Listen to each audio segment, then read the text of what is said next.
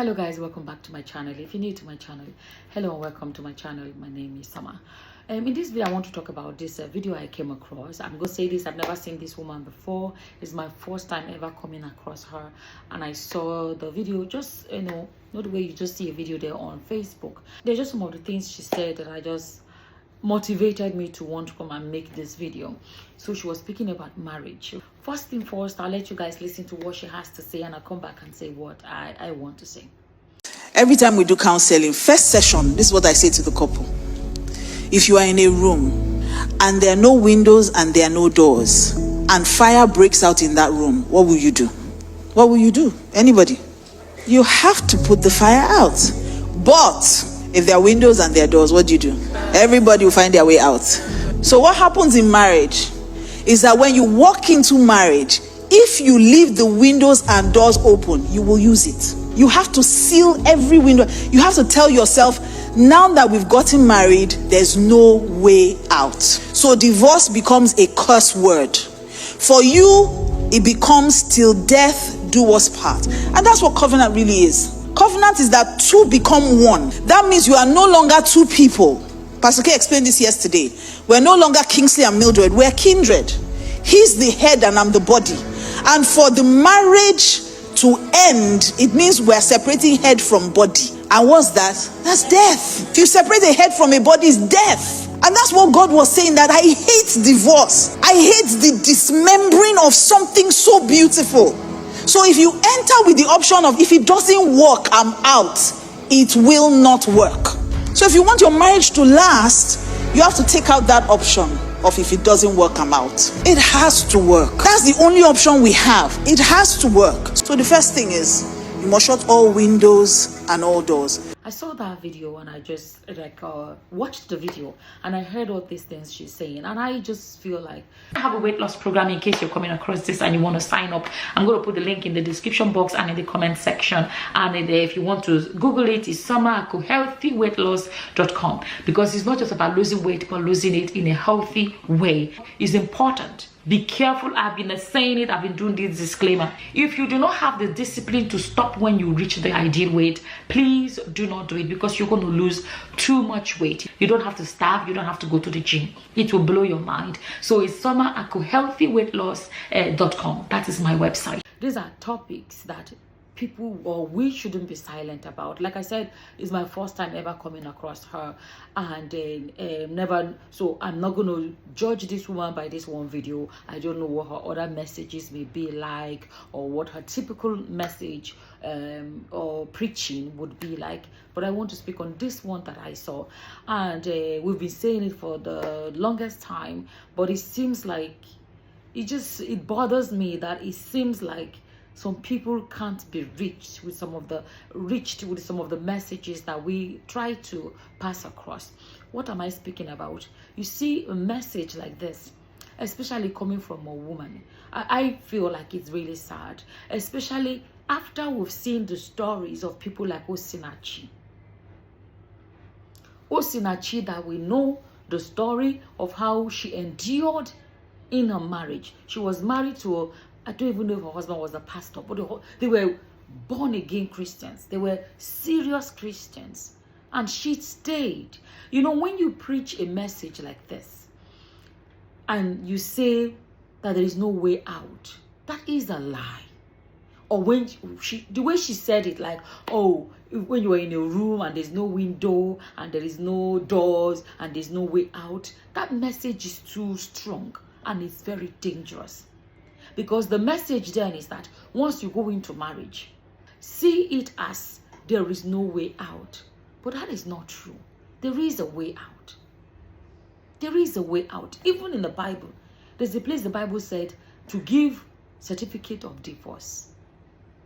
We can now go and dissect it and unpack the whole information. But the Bible actually spoke about certificate of divorce.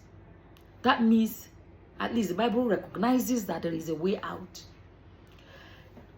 People like Osinachi believed messages like this. That is why they didn't find a way out. And she said it. This Pastor Okonkwo, life ending You know what I mean? Death. Do them part. And this is why some women have stayed until truly death ended it. For example, Osinachi. How can we experience something like Osinachi's story and this kind of a message is still being preached in 2025? You're saying there was no way, if they see it like there's no window, there is no door. The question then, there's no window, there's no door. How did they enter? Let me not start laughing. How did they enter inside? They must have gone in through a window or through a door. So why can't you go back out? Let me say this. I think that is where some people get it wrong. When we speak about things like this, some people see it as we're coming to say everybody just divorce a lie. Nobody's encouraging anybody. Nobody is encouraging anybody to walk out of their marriages easily. You know what I mean? You just enter, you just come out. No. But when push comes to shove, when it has gotten to the point where there are stuff like what we heard about those. What about the one? I didn't even watch the full video. The woman and the husband put petrol on her and lit her up and her life ended. These are the kind of messages that some people would hear. And they will see trouble. And they will not leave because Pastor Mrs. said there is no way out, there is no window, there is no door. There's another pastor's video that I filmed it, I did not edit, I did not upload. Maybe I should go and upload it if I can even still find the video. Or maybe you do the video again. Where that one said that when there's turbulence, what does the pilot say? The pilot says, buckle your seatbelt. So basically in your marriage, tobaya oronume. When push comes to shove, when it gets tougher, when it gets more dangerous, that is the turbulence in the marriage. Buckle your seatbelt. Osinachi buckled her seatbelt. How did it end for Osinachi? And people are still preaching from the pulpit messages like this. I don't know. It hurts me more. I find it more upsetting when it comes from women. When it comes from women. We all know, I shared a video here of this Ghanaian woman that was she's a preacher and she was talking about nothing can ever happen to her marriage. Her marriage is until it happened and her marriage ended. And then she came out and she started saying other things. Her message completely changed. All of a sudden she realizes that it takes two for a marriage to work. Are we going to talk about Bimbo? IVD. I keep forgetting the husband's name. IVD or something like that. It is still the same thing. Bimbo did not see the window, did not see the door. She did not walk out until she got burnt alive. Some people say, I don't know, I didn't follow the full story. Whether she burnt herself or whatever. But she could have stepped out of that marriage. She could have looked at the door and get out of that house. And get out of that marriage. She didn't. She closed, according to this pastor's preaching. She saw no windows and no doors. She stayed there. The marriage must continue by fire, by force. And what happened to Bimbo? Bimbo is 6 feet under. The man now is in a relationship with another woman. He's in a relationship with a blessing CEO. And they are planning a marriage. Planning a wedding. I saw videos where she's trying a dress. I didn't follow the full story in case, but at least I think they are engaged and stuff like that. And then a video came out of their daughter, Bimbo's daughter, in a school and doing a speech. And you can see the girl sounds intelligent, but I'm sorry, she looks like a child that is not well fed. I'm sorry, she just doesn't look. Let me tell you, it's possible she's been well fed. I don't know who she's living with, but you don't know what she's going on, what is going on in her life on the inside. I am one of those children that their mother buckled her seatbelt. I'm not living. And she almost died inside. My own mother died and woke up inside. No be her 2 eyes. The day she ran to her family, no be with her 2 eyes. She ran for her life. And thank God today. Although my parents eventually got back together after 10 years or apart. But at the end of the day, because my mother ran, if she did not run, I'm telling you, I don't think she would have been alive. My mother is alive today because she ran when she saw what pass her power. They say in Pidgin English, what's in pass her power. So I am a poster child for those kind of mothers that buckle their seatbelt in the turbulence. I'm not going anywhere. Those kind of mothers that did not see the windows and they did not see the doors. I'm a poster, and I can tell you the turmoil, the trauma that I can. Sometimes I wrote a book, by the way, if I forget. I shared my own marriage story. There was no violence. But there are other things that you can still learn from my own story. The trauma in my life growing up in a home where parents fought, where they did not see the windows and the doors, where they buckled their seatbelt when there was turbulence. And I can tell you some of the traumas that I went through as a child shaped me to date. It has shaped me. There are some children that can get damaged because of parents that did not, know how they did not buckle their seatbelts. And they do not see the windows and the doors. There are traumas that are there. I will always advocate for go your separate ways in peace and stay together and end each other's lives. I will always advocate for it. You never know, you may end up coming back together. But Tobaya, where is something, get out. Something going on, get out. Messages like this, I'm just saying it, we all know it. But the fact that people that, why is that people look up to people like this. And I hope that she can sit back, reflect on her message, and maybe tweak it a bit and make it a bit, how do I even say it? Less dangerous. I think that's the best way to say it. Less dangerous. Encourage. There is a massive GO in Nigeria. Let me not say his name. When the sister was being bullied in her marriage, the sister is a big Nigerian pastor. When she was being beaten up in her marriage, it's the pastor himself that went and collected his sister. That was what we heard though. The sister's husband was the choir master in that church. It was the big GO that brought his sister out of that marriage and kept them apart. Apparently they settled after many years apart, but you know why they can settle? Because they separated. That's why they are both alive today. And they reconciled eventually because they are both alive. Imagine if one of them had ended the other one's life in the name of buckle your seatbelt in the turbulence, and in the end of there is no window, there is no door. Now with your own 2 legs you enter marriage. It's either you can walk out with those 2 legs, or you're going to walk out lying on your back in a stretcher or in a body bag.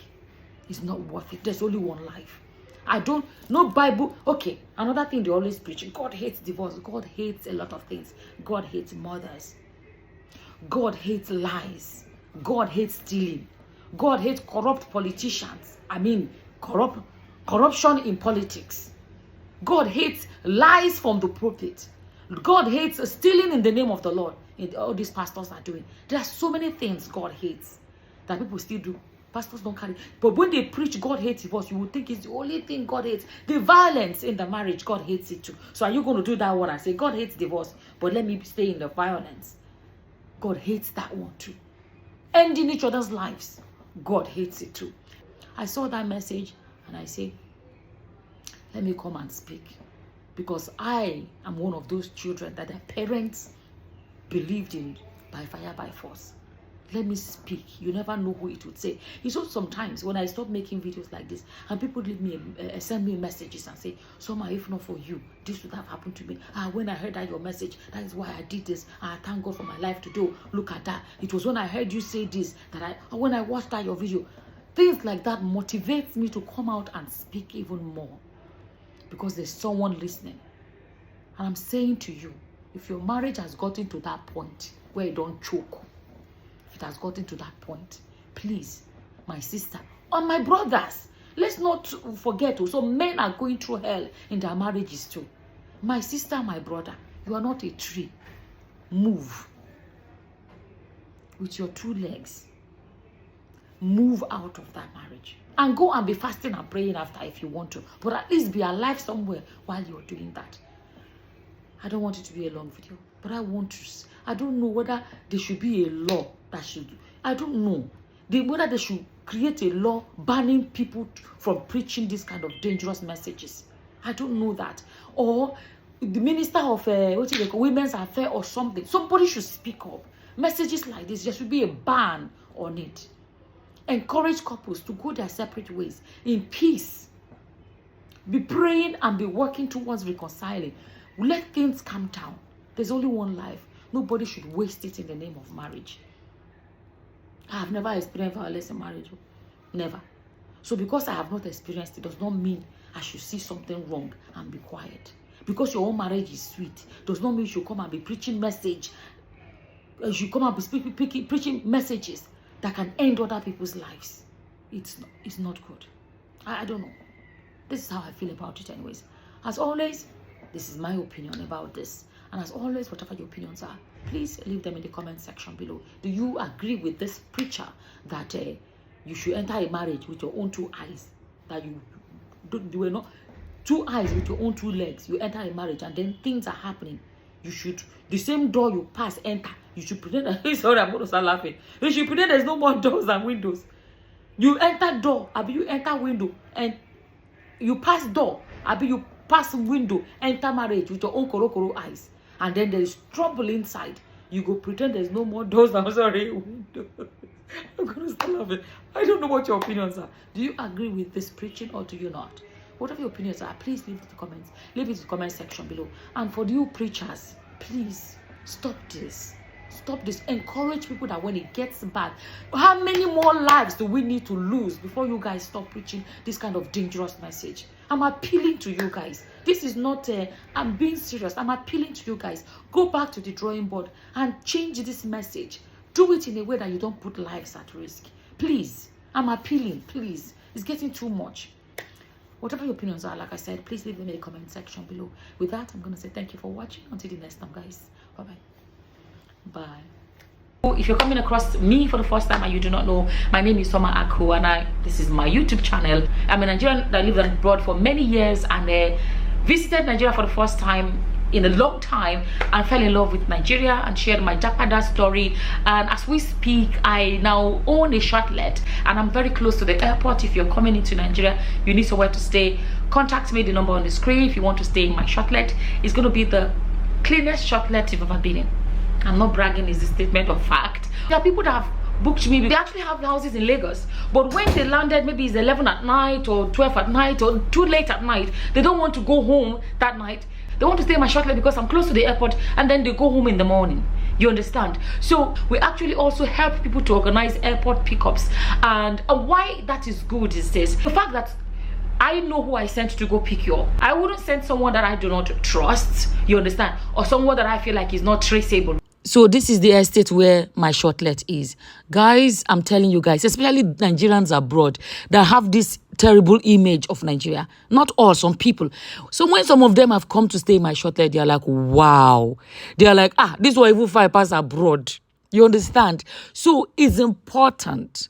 Not just choose any Shortlet. Make sure you choose a Shortlet in a nice neighborhood, in a safe neighborhood, in a clean neighborhood. No all this lousy, noisy neighborhood.